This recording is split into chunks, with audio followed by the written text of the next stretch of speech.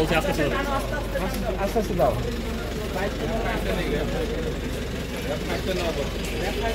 ওই পাশে আছে।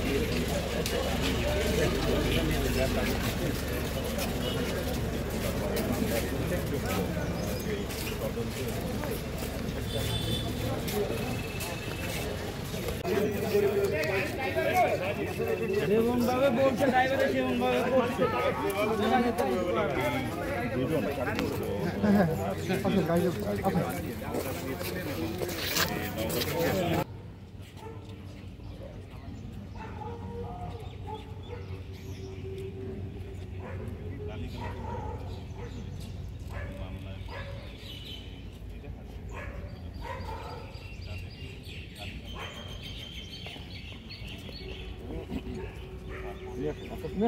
গত 16 তারিখ অর্থাৎ বুধবার রাজশাহীর তালাইমারীতে মেয়েকে উত্ত্যক্ত করার প্রতিবাদ করতে গিয়ে বাবা নির্মমভাবে সন্ত্রাসীদের দ্বারা নিহত হন।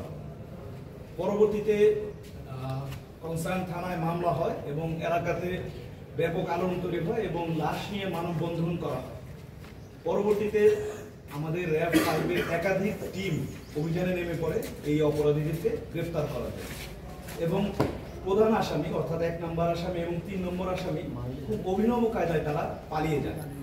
তারা তাদের কোনো আত্মীয় অথবা বন্ধুদের সহায়তা না নিয়ে তাদের পরিচিত একজন ভ্যান চালকের সহায়তা নিয়ে নওগাঁতে চলে যায় এবং এই ভ্যান চালক অপরাধীদেরকে তার বাড়িতে রাখে না, তার বাড়ির পাশেই পরিত্যক্ত একটি বাড়িতে লুকিয়ে রাখে।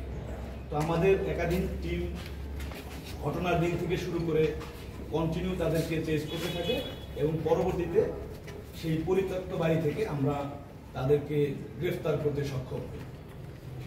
এই মামলার অন্যান্য আসামি যারা আছে তাদেরকে গ্রেফতারও প্রক্রিয়া চলমান রয়েছে।